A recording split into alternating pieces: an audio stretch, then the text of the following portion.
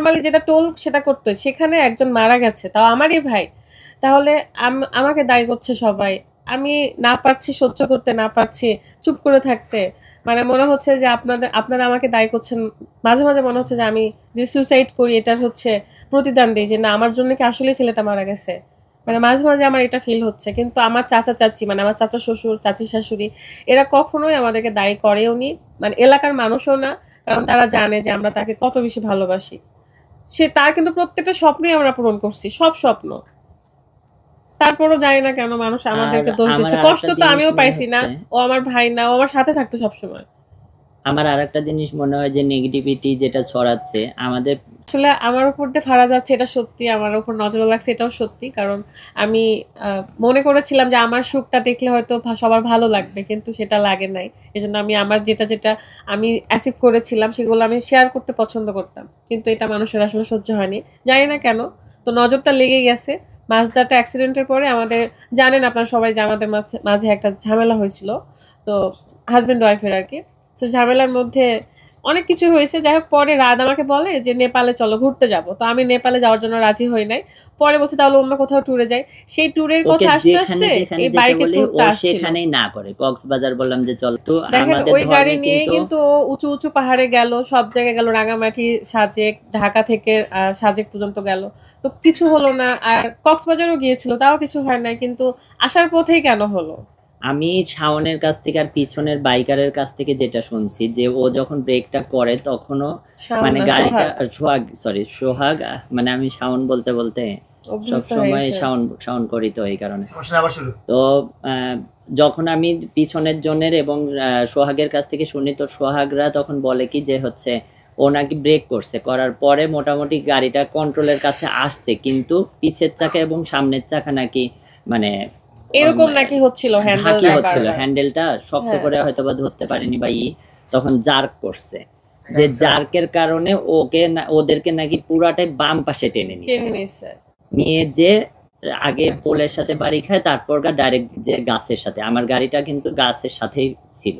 গাছের সাথে আটকানো আর ছিল। হচ্ছে ও গাছ থেকে মোটামুটি মনে হয় 10 থেকে 15 ফিট নিচে পড়েছিল, যে আমি খালি জাস্ট দেখি যে মুখ দিয়ে রক্ত বাড়াচ্ছে, কান দিয়ে রক্ত বাড়াচ্ছে, চোখ বাম পাশেরটা একটু বড় হয়ে মানে ধাক্কা লেগে হয়তো বা হয়ে গেছে, এরকম ওইগুলো মনে অবস্থা। হয়েছে তাই, আসলে আঘাত পাইছে মাথায়। দেন কান দিয়ে রক্ত পড়ছিল, নাক দিয়ে। মানে একটা আমরা জাস্ট রেস্টুরেন্ট আছে, রিফ্রেশিং এর জন্য ট্যুরটা করতে চেয়েছিলাম। আর ও আগে অনেকবার বাইক ট্যুরে সাজেক গেছে, আমি গোটা কক্সবাজার ঘুরছে। বাংলাদেশে আমার হচ্ছে আমারও ওর 2014 কথা শুনে সালে ঘুরতে ইচ্ছা মধ্যে করতো। আমার মানে আমি একটা বাইক আসছিলাম এবং স্টান্ট আসছিলাম। হ্যাঁ, তো আমি ছোটবেলাতেই 14 সালে আমার মোটামুটি গোটা বাংলাদেশ বাইক নিয়ে ট্যুর দেওয়া শেষ। এই কারণে আমার মানে ওইটার থেকে আমার বাইকের প্রতি একটা ভালোবাসা বা ইয়া ছিল। আমি যে এখন বাইক খুব কম চালাই, তারপরেও আমার বাসাতে দেখেন 3টা বাইক। আমরা আমাদের মোটরসাইকেল এবিএস। হ্যাঁ, এবিএস তুমি এটা বুঝবা না, মানে বাইকিং সেক্টরে তো ও নাই, ও আসলে বলতে পারবে না। এটা তো আসলে ভাইয়া কি করে বলবো, যেহেতু দেখেন আমি মেয়ে মানুষ, আমি নিশ্চয়ই আচ্ছা বাইক চালাতে পারি না আমি। প্ল্যানিংটা ওরকম না, প্ল্যানিংটা হচ্ছে ওর আর আমার ছিল প্ল্যানিংটা, না, মানে বাইক ট্যুরের প্ল্যানিং আমাদের না। না না বাইক ট্যুরের প্ল্যানিংটাই বলতেছি, যে আমার প্রথমে না, আমি ওরা কখনো মানে যেতে চাইনি। আমি বারবার করে বলতেছিলাম ওকে যে হচ্ছে একটা চলো আমরা একটা বাইক ট্যুর দিই, তো ওইভাবে ও কখনো রাজি হয় না। হঠাৎ করে কি মনে হলো তখন আবার বলতেছে যে ঠিক আছে চলো। তো কোথায় যাওয়া যায়, আমি প্রথমে সাজেকে যাওয়ার কথা ছিল আমাদের, হচ্ছে একটা বাস ভাড়া করে, যেটা আমরা রেগুলার করে থাকি। তো এর মধ্যে বলছিলাম যে দেখো, মানে এর আগে আমরা অনেক ভিডিও দেখতেছিলাম যে বাইক ট্যুরে সবাই সাজেকে যাচ্ছে বা এরকম টাইপের।